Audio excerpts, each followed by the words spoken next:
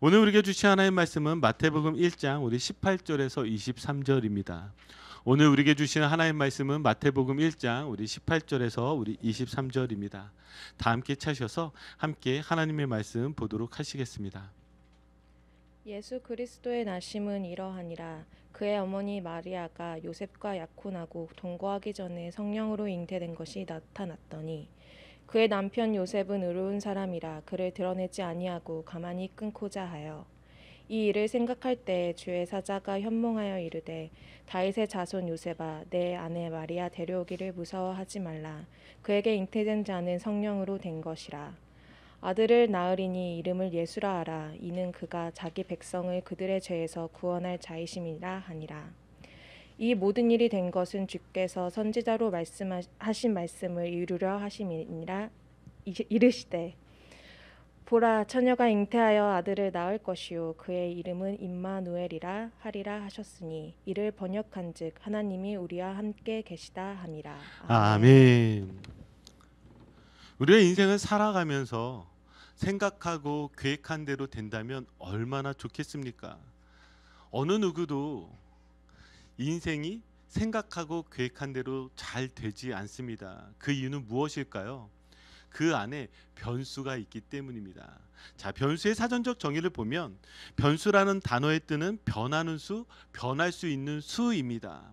그렇기에 우리의 인생은 살아가면서 끊임없이 이 변수를 맞닥뜨리게 되고 변수로 인해서 내가 생각하거나 내가 계획한 대로 잘 되지가 않습니다. 그것이 인생인 것이죠. 우리는 지난 시간에 족보에 대해서 살펴보았는데요. 이 족보를 보면서 여러분 어떠셨습니까? 하나님께서 새로 세우실 그 하나님 나라의 족보인데 이 족보는 마치 실패한 족보와 같습니다. 왜죠? 여기에는 지금 기록되지 말아야 할 사람들의 이름이 기록되어져 있기 때문이죠. 특별히 저희가 5명의 그 여인의 이름들을 살펴보았는데요. 이 여인들을 보면서 여러분들은 어떤 생각을 하셨습니까? 족보에 도저히 들어갈 수 없는 이름들이었습니다. 이방 여인이기도 했고요. 또 어떤 여인은 죄를 범하기도 했고요. 자, 그러한 족보, 실패한 족보를 할 수 있습니다. 그런데 하나님은 이 족보를 선택하셨어요. 자, 이 족보 가운데서 실패한 족보 같지만 실패하지 않은 족보라고 우리가 볼 수 있는 것은 여기에 변수가 하나가 있습니다. 그것이 무엇이죠? 바로 예수 그리스도이십니다. 이 족보가 실패로 끝나지 않은 이유는 이 족보에 예수 그리스도가 태어나셨기 때문인 것이죠. 자, 그래서요, 우리도 이 인생 가운데에서 어쩌면 내가 생각한 대로 계획한 대로 되지 않는다 할지라도 여기에서 우리가 다시금 우리의 인생의 최고의 변수이신 예수 그리스도를 만나시기를 주님의 이름으로 축복합니다. 아멘. 자, 그러면 이제 족보 이후에 말씀이 어떻게 시작하는지 한번 보도록 하겠습니다. 18절 20절에 예수 그리스도의 나심을 이렇게 설명하고 있습니다. 자, 우리 한번 말씀 볼까요? 예수 그리스도의 나심은 이러하니라. 그의 어머니 마리아가 요셉과 약혼하고 동거하기 전에 성령으로 잉태된 것이 나타났더니 20절 이 일을 생각할 때에 주의 사자가 현명하여 이르되 다윗의 자손 요셉아 내 아내 마리아 데려오기를 무서워하지 말라. 그에게 잉태된 자는 성령으로 된 것이라. 아멘. 자, 지금 18절 20절을 통해서 마태복음은요, 예수 그리스도의 나심을 다시 한번 우리에게 설명해 주고 있습니다. 그런데 여기에 우리가 먼저 주목해야 될 단어가 있는데 그것이 무엇이냐면 예수 그리스도의 이 나심이라는 이 단어, 이 나심이라는 이 단어가 헬라어로 게네시스예요. 게네시스. 지금 이 게네시스라는 단어가 어디에 쓰여져 있는 줄 아십니까? 마태복음 1장 1절을 보면 거기에 아브라함과 다윗의 자손 예수 그리스도의 계보라 그러잖아요. 여기 이 계보라고 할 때 이 계보도요, 게네시스 비블로스가 쓰여졌어요. 게네시스. 이 게네시스란 말은요, 시작하다, 태어나다, 탄생, 이런 뜻을 가지고 있습니다. 그러니까 지금 이 마태복음에서 이 마태는 지금 의도적으로 반복적으로 쓰여져 있다라는 것이죠. 무엇이요? 게네시스가요. 여러분, 이 게네시스가 또 어디에 쓰여진 줄 아십니까? 창세기의 이름이 게네시스입니다. 창세기라는 이름이 덧붙여지게 된 이유가 무엇이냐면 헬라어 70인 역본으로 히브리어에서 헬라어로 바꿀 때 그 이름을 성경의 이름을 붙여주었는데 태초에라는 이 단어가 헬라어로 게네시스예요. 이 게네시스라는 단어가 여러분 영어로 제네시스잖아요. 바로 시작을 이야기하고 있습니다.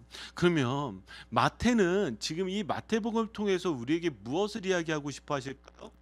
바로 예수 그리스도가 바로 이 모든 것의 시작이라는 것을 우리에게 아주 강력하게 전하고 싶은 거예요. 자, 그러면서 무엇을 강조하고 있냐면 18절 20절을 통하여서 반복적으로 이야기하는 것이 바로 성령으로 잉태된 것이라는 것입니다.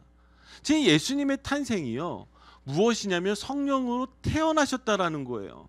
예수님이 지금 이 실패한 족보 가운데에서 최고의 변수가 될 수 있었던 이유는 무엇이냐면 바로 예수님이 성령으로 태어나셨다라는 것입니다. 자, 이 성령으로 태어났다라는 것은 우리에게 어떤 의미를 가지고 있냐면 우리도 이제 새로 시작이 되어져야 되고, 그리고 우리도 이제 하나님 나라의 족보에 들어가야 되는데 이 방법이 무엇이냐면 오직 하나입니다. 성령으로 태어나는 것이에요. 그래서 요한복음 3장 5절을 볼까요? 자, 우리 한번 같이 한 목소리 읽겠습니다. 시작. 예수께서 대답하시되 진실로 진실로 내게 이르노니 사람이 물과 성령으로 나지 아니하면 하나님 나라에 들어갈 수 없느니라. 아멘. 자, 지금 무엇이라고 이야기해요? 다시 태어나는 거, 거듭난 사람, 구원받은 사람은 오직 무엇으로 돼요? 오직 성령으로 태어나야 된다라고 우리에게 전하고 있는 거예요. 사랑하는 성도 여러분, 여러분들은 성령으로 태어나셨습니까? 믿으십니까? 여러분들의 성령으로 태어나는 것이 바로 이 하나님 나라의 족보에 들어가는 유일한 방법이라고 우리에게 보여주는 거예요. 무엇을 통해서? 예수님께서 성령으로 태어나신 것을 통해서요. 자, 그런데 요한복음 3장 5절은요, 성령으로 태어나는 것을 더 구체적으로 이렇게 이야기합니다. 요한복음 3장 16절, 우리가 잘 아는 말씀이죠. 자, 우리 함께 읽겠습니다. 시작. 하나님이 세상을 이처럼 사랑하사 독생자를 주셨으니 이는 그를 믿는 자마다 멸망하지 않고 영생을 얻게 하려 하심이라. 아멘. 여기 뭐라고 이야기하고 있어요? 성령으로 태어나는 이 구체적인 방법이 바로 이것이에요. 하나님이 세상을 이처럼 사랑하사 독생자를 주셨으니 무엇이요? 이는 그를 믿는 자마다, 그래서 멸망하지 않고 영생을 주시는, 즉 죽음과 실패의 족보가 아니라 생명과 하나님 나라의 족보에 들어가는 유일한 방법이 예수 그리스도를 믿는 것이요, 예수 그리스도와 함께 성령으로 태어나는 것이라고 이야기를 하는 것입니다.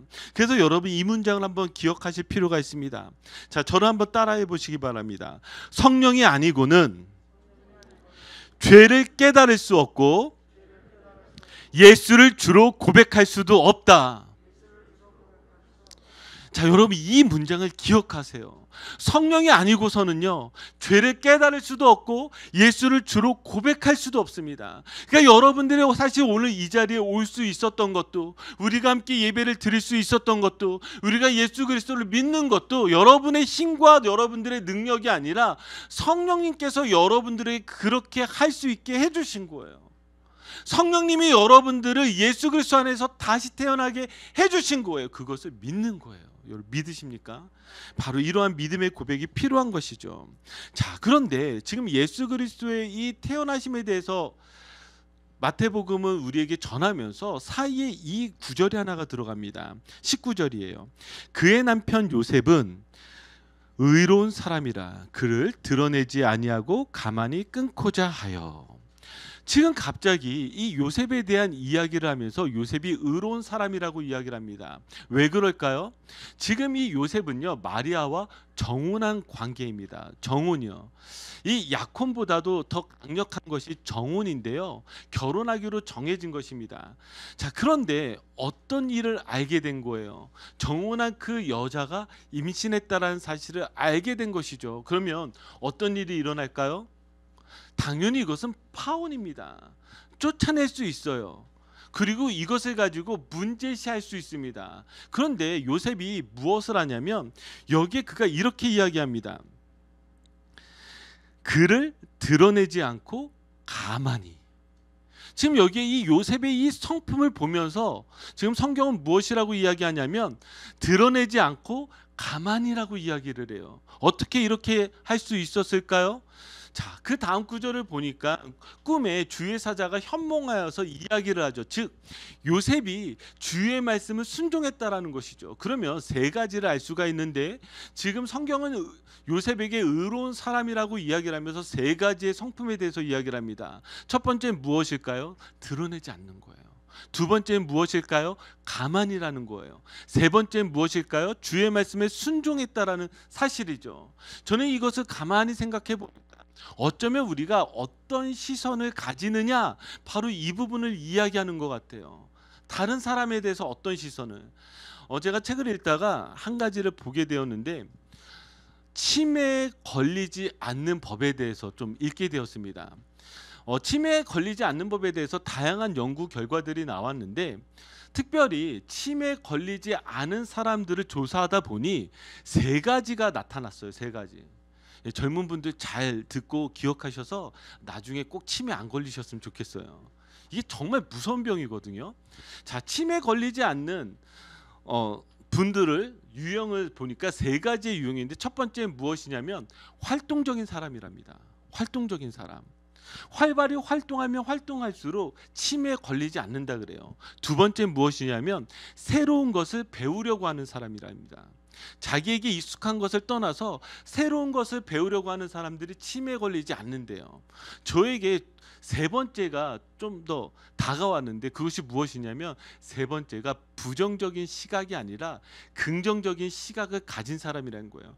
제가 이걸 읽고 제 무릎을 탁 치면서 야, 나는 나중에 치매 걸리겠다.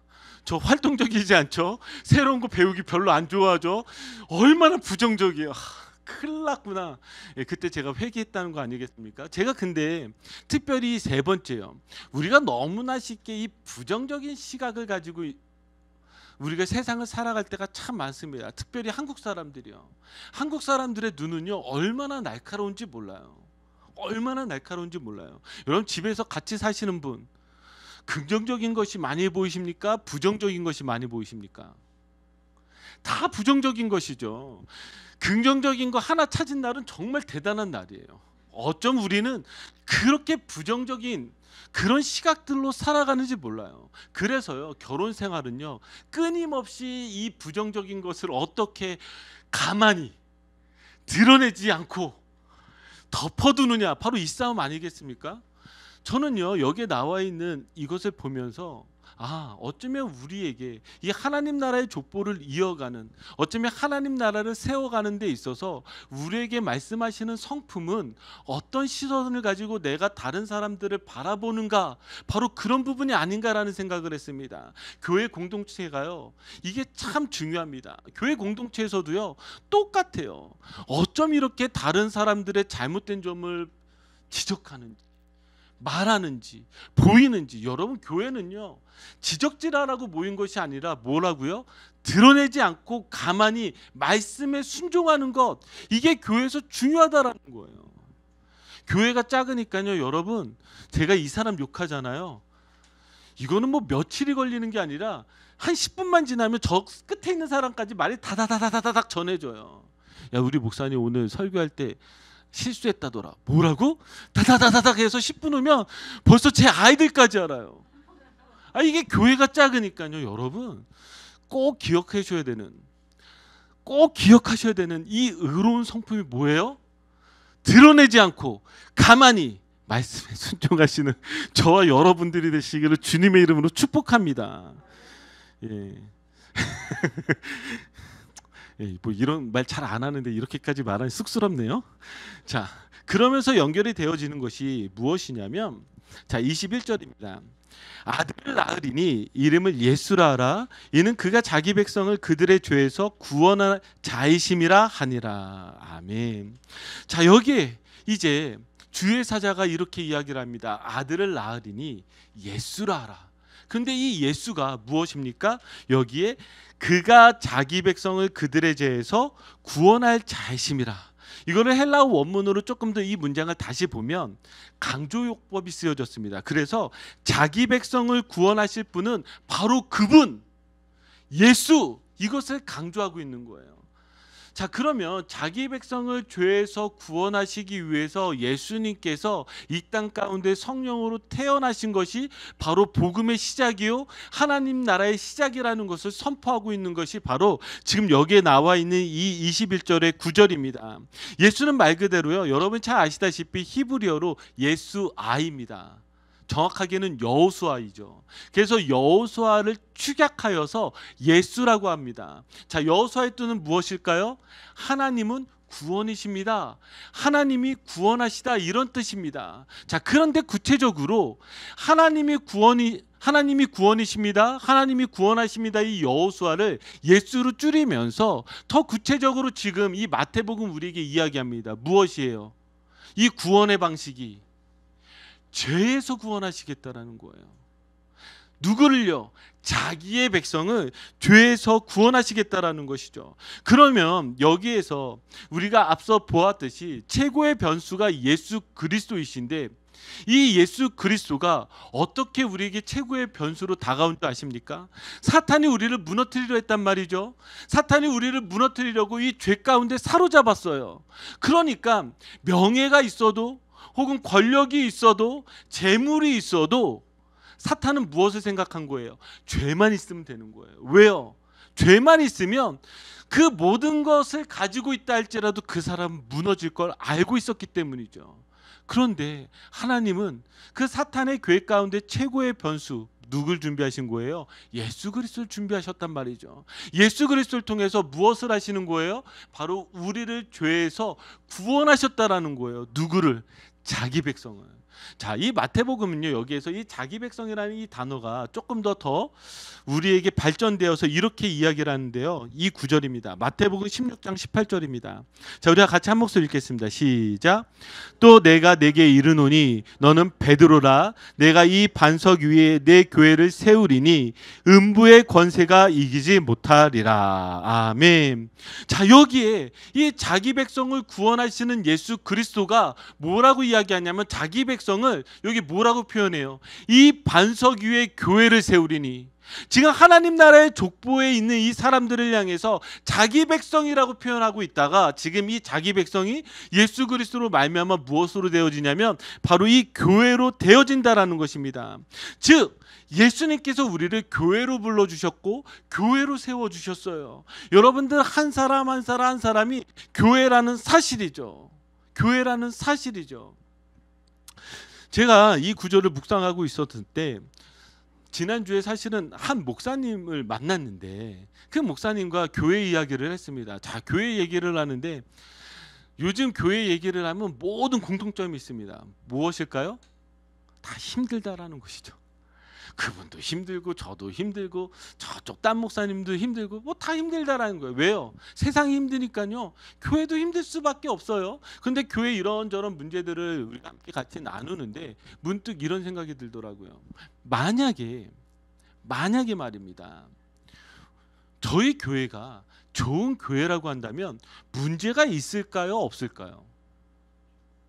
문제가 없어야죠. 그런데 성경적으로 보면 교회에 문제가 있어야 돼요. 왜요? 사탄은요, 교회를 무너뜨리려 하거든요. 사탄은 교회를 무너뜨리려고 해요. 그러면 교회가 좋으면 어떤 게 생겨요? 문제가 생겨요. 왜요? 사탄이 끊임없이 그 사람의 인생에, 우리의 공동체에, 우리 교회들의 문제들을 준단 말이죠. 왜요? 무너뜨리려 하니까요. 이 교회가 제대로 세워지려고 하니까 사탄은 끊임없이 우리 교회들의 마음에 계속해서 속삭이고 유혹하고 다른 사람들을 향해서 나쁜 시선을 갖게 하고 그러면서 우리를 무너뜨려요. 그 증거는요, 우리가 교회이기 때문에요. 그런데 여러분, 오늘 말씀이 얼마나 우리에게 소망이 됩니까? 뭐라고 얘기해요? 이 반석 위에 내 교회를 세우리니 음부의 권세가 이기지 못하리라. 아멘. 뭐예요? 음부의 권세가 이기지 못한대요. 우리가 교회가 되어질 때에, 우리가 하나님이 기뻐하시는 교회라면 음부의 권세가 이기지 못할 것이에요. 여러분 다 교회시잖아요. 한번 여러분들의 인생에 또 우리 교회에 한번 이렇게 한번 선포해 봅시다. 음부의 권세가 이기지 못하리라. 시작. 음부의 권세가 이기지 못하리라. 한 번 더 시작. 음부의 권세가 이기지 못하리라. 여러분 이 말씀 붙잡으셔야 돼요. 예수님께서 우리에게 이렇게 선포해 주신 거예요. 음부의 권세가 이기지 못하리라. 왜? 우리가 교회이기 때문인 것이죠. 제가 금요기도회를 인도하다가 제가 막 기도를 하다가 주님께서 저에게 주신 마음, 그래서 제가 뭐라고 고백한 줄 아십니까? 주님, 싸워도 예수 그리스도가 나타나는 교회 되게 해주세요. 뭐 말이 안 되는 것 같잖아요. 근데 싸워도 예수 그리스도가 나타나는 교회 되게 해주세요. 제가 이렇게 기도하면서 얼마나 감사했는지 몰라요. 교회가 어떻게 안 싸울 수 있어요? 어떻게 교회가 안 속상할 수 있어요?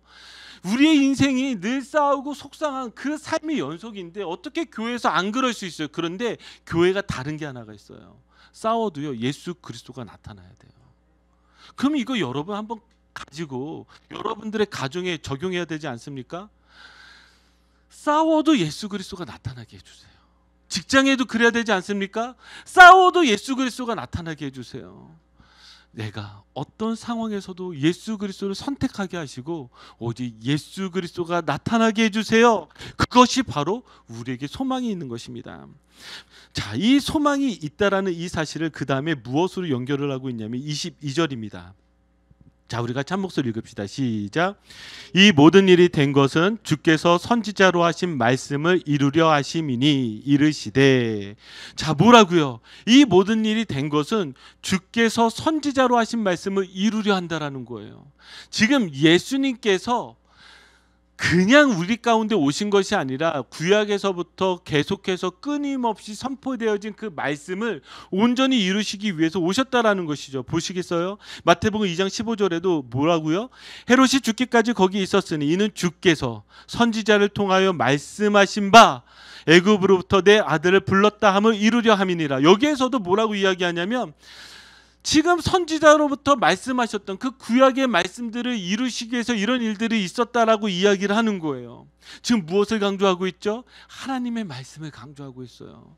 지금 예수 그리스도의 태어나심과 성령으로 나심과 그리고 우리도 그렇게 교회를 세워질 것이 저절로 되어진 것이 아니라 어디서부터 지금 이야기하고 있냐면 이미 말씀으로부터 우리에게 약속되어져 있다. 이 말씀을 이루시고 계시다라는 것을 우리에게 말씀하고 있는 거예요. 마태는요. 여러분 마태복음 잘 읽으시면 저는 마태의 심정이 어떻게 느껴지냐면 너무나 기쁘고 너무나 두근거리는 심정으로 한자 한자 쓴 것 같아요. 왜요? 그가 발견한 것은 예수 그리스도를 볼 때마다 이것이 말씀으로부터 구약으로부터 내게 이루어지고 있는 거구나. 이걸 발견하니 얼마나 기쁘고 두근거리는 심정으로 이 마태복음 하나하나를 적었을까. 우리 그리스도인들의 삶들은 어떤 삶들이 그래서 되어줘야 되냐면 여러분들 삶에서 그 말씀이 하나하나 이루어지는 것을 볼 때 그 벅찬 감동이 있잖아요. 와, 진짜 말씀대로 되었구나. 말씀 가운데 예수 그리스도가 있었구나. 내 삶의 말씀과 예수 그리스도가 이루어지고 있구나. 이거 발견할 때요, 이 벅찬 감동 그 무엇으로도 여러분 바뀌지가 않는 거예요. 바뀌지가 않는 거예요. 저는 아직도 잊지 못하는 것이 제가 첫 번째로 설교의 변화가 일어났던 것이 무엇이었냐면 저는 창피한 이야기지만 신학생임에도 저는 설교 시간이 되면 왜 잤는지 그래서 신학교 때도 제 항상 자리가 무엇이냐 기둥 옆자리예요. 왜일까요? 기대기 편해서. 그러니까 얼마나 형편없는 신학생이었어요. 그랬던 제가 말씀 가운데 깨졌는데 그것이 무엇이었냐면 바로 이재철 목사님의 사람의 일생 중에 흙이라는 설교를 듣고 제가 깨지기 시작했어요. 그 자리에서 설교를 10번을 들었어요. 카세트테이프가 늘어질 때까지 듣고 그러면서 거기에서 제가 무엇을 발견한 줄 압니까? 말씀 안에서 하나님을 발견한 거예요. 말씀 가운데서 예수 그리스도를 발견하고 그때 저는 그 벅찬 감동을 잊지 못하고 그때 하나님한테 선포했어요. 하나님, 제가 만약에 목사가 된다고 한다면 말씀 안에서 발견하게 해주세요. 말씀 안에서 은혜 누리게 해주세요. 그러니 우리 그리스도인들의 삶들이, 특별히 저희 교회 다니신 분들은 저랑 신앙생활 하려면 뭐 찾으셔야 되냐면 말씀 안에서 그리스도를 발견하셔야 돼요. 여러분들이 삶 가운데서 말씀 안에서 이루어지는 것들을 발견하셔야 돼요. 그래야 제가 느꼈던 그 벅찬 감동이요, 제가 축복하겠습니다. 어느 날 여러분 중에 한 분이 제 설교를 10번 이상 앉은 자리에서 듣기를 주님의 이름으로 축복합니다. 아멘 하신 분들 그대로 될 줄 믿습니다. 예.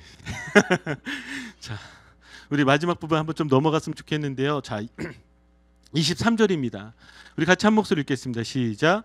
보라, 처녀가 잉태하여 아들을 낳을 것이요 그의 이름은 임마누엘이라 하리라 하셨으니 이를 번역한즉 하나님이 우리와 함께 계시다 함이라. 아멘. 자, 이 말씀은 이사야서 7장 14절의 말씀이 그대로 어떻게 이루어졌는지를 우리에게 선포하고 있는 것이죠.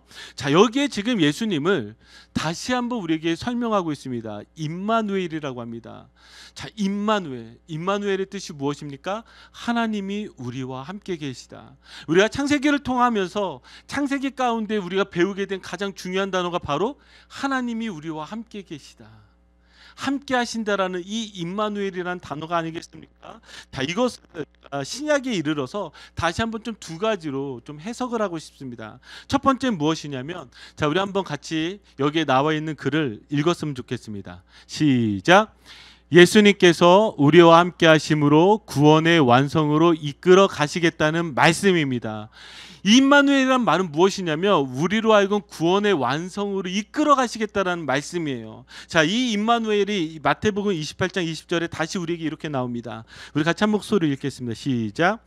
내가 너에게 분부한 모든 것을 가르쳐 지키게 하라. 볼지어다 내가 세상 끝날까지 너희와 항상 함께 있으리라 하시니라. 아멘. 언제까지요? 세상 끝날 때까지 우리 예수님께서 우리와 함께 계시겠다를 이렇게 선포해 주셨어요. 그러니 임마누엘 예수님을 믿는 분들은 어떤 분들이에요? 마지막 그날까지 예수님이 나와 함께 하시는구나, 나를 절대로 버리시지 않는구나, 예수님이 나를 구원으로 이끌어 가시는구나, 구원의 완성을 이루어 주시는구나. 그래서 여러분들의 행여 지금은 이 신앙생활이 버겁고 어렵다 할지라도 우리 예수님께서 임마누엘이 되어 주셔서 여러분들 반드시 구원의 완성으로 이끌어 가실 것입니다. 자, 두 번째 우리 한번 읽어보도록 하겠습니다. 시작. 예수님께서 우리와 함께 하심으로 우리의 삶과 같이 하신다는 것입니다. 자, 예수님이 우리와 함께 하신다는 이 말은요, 우리의 삶과 함께 한다라는 말입니다. 저는 설교를 준비할 때 다시금 예전에 읽었던 한 책을 제가 꺼내서 읽었는데 그 책이 무엇이냐면 바로 습관이 영성이다. 지금 칼빈 신학교의 철학과 교수로 계시는 제임스 스미스 교수님이 쓰신 책인데요, 너무 좋아요. 아마 저희가 함께 읽을 책으로 저희가 읽을 텐데, 자, 이 습관이 영성이다라는 이 책을 좀 보시면 우리 한번 같이 읽어볼까요? 시작. 우리의 정체성은 우리의 몸이 젖어든 습관이고 그 습관은 우리가 반영하는 욕망의 결과입니다. 즉 행동은 생각이 아니라 욕망에서 나온다. 욕망은 생각이 아니라 습관에서 나온다. 습관은 생각이 아니라 예전에서 나온다. 여기에서 지금 여러분들이 잘 이해가 되지 않는 단어가 이 예전이라는 단어일 텐데요. 예전이라는 단어 보통 우리가 일반 쓸 때는 예배를 드리는 행위를 예전이라고 합니다. 그런데 이 책에서 쓰여진 이 예전이라는 것은 내 삶 가운데 내가 영향을 받고 있는 모든 환경과 문화들, 그로 인해서 나오는 것들을 예전이라고 여기 표현하고 있어요. 이 책을 조금 더 다시 한번 좀 설명을 하자면, 이전에 우리가 생활을 할 때 가장 중요한 것이 무엇이라고 이야기했냐면 지성이라고 이야기했습니다. 지성이요. 내가 아는 만큼 믿는 것이고 내가 믿는 만큼 행동한다. 그래서 우리에게 가장 중요했던 것이 제자 훈련이었어요.